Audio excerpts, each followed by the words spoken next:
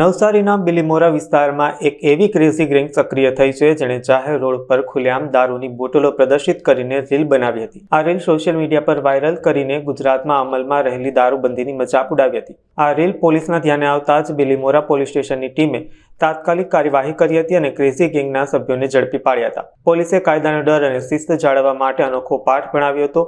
જે સ્થળે આ યુવકોએ દારૂની બોટલ સાથે રીલ બનાવી હતી તે જ સ્થળે તેમને લઈ જઈ જાહેરમાં કાન પકડી ઉઠક બેઠક કરાવી હતી। પોલીસની પૂછપરછમાં યુવકોએ કબૂલ્યું હતું કે તેઓ માત્ર લાઇક્સ અને ફોલોવર્સ વધારવા માટે આ કૃત્ય કર્યું હતું।